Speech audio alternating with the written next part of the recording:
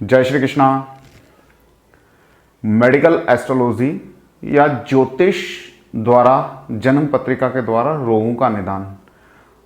आज हम इस विषय पे बात करेंगे कि ला इलाज रोग या ऐसे रोग जो ठीक होने की संभावनाएं कम होती हैं, क्रोनिक एलिमेंट जो होते हैं, वो जन्म पत्रिका में कैसे ढूंढें, कैसे ये पता करें कि ये जो रोग हुआ है किसी महादशा अंतरदशा में ये ठीक हो पाएगा, नहीं हो पाएगा, या ये एक लंबी बीमारी के रूप में रह जाएगा। इसको देखने के लिए आपको अपनी जन्म पत्रिका में देखने होंगे 3 ग्रह, शनि, बुध और चंद्र।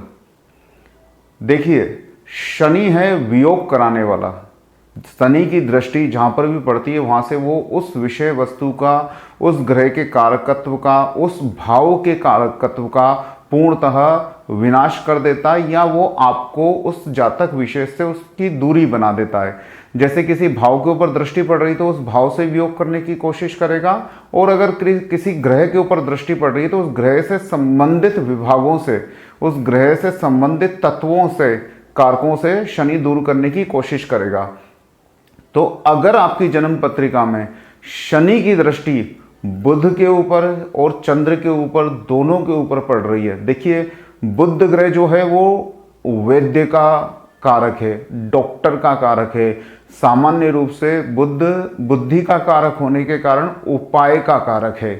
तो अगर शनि ने बुध के ऊपर दृष्टि डाल के बुध को पीड़ित कर रखा है तो आपके रोगों में काम आने वाले डॉक्टर, उपाय, औषधियाँ ये वर्क नहीं कर पाएंगी, उनका ट्रीटमेंट आपको लगेगा नहीं।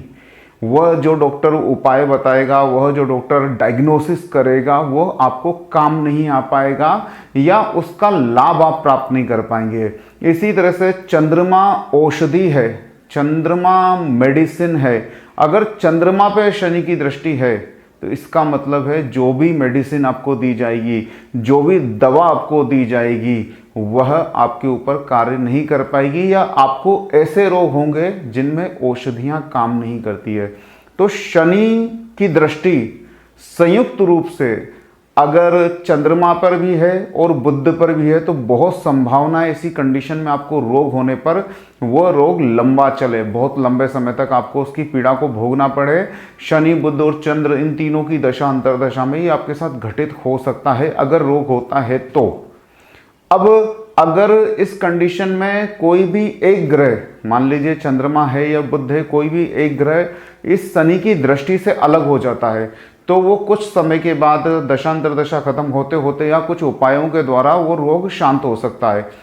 इसमें एक बात और ध्यान रखनी है, शनि की दृष्टि महत्वपूर्ण है।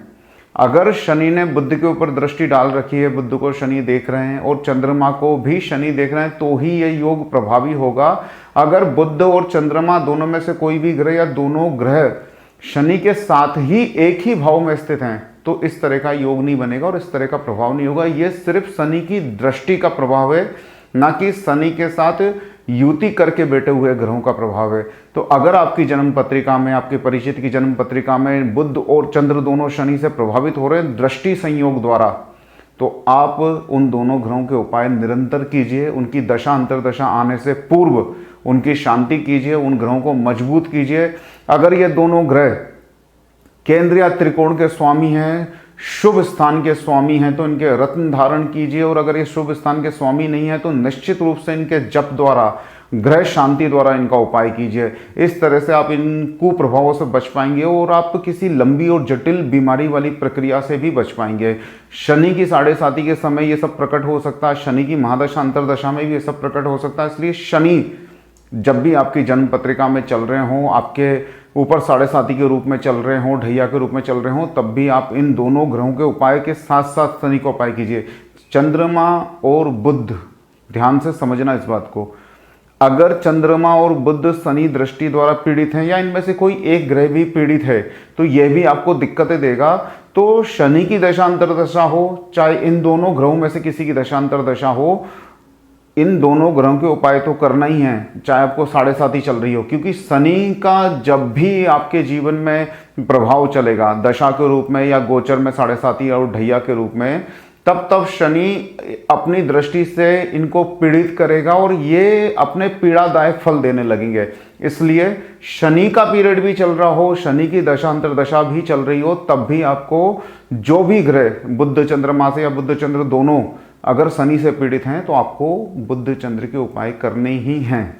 इस तरह से आप हो सकता है संभवतः उन जटिल प्रक्रियाओं से, बीमारियों से बच सकें जो ये तीनों मिलकर आपको देना चाहते हैं। जय श्री कृष्णा।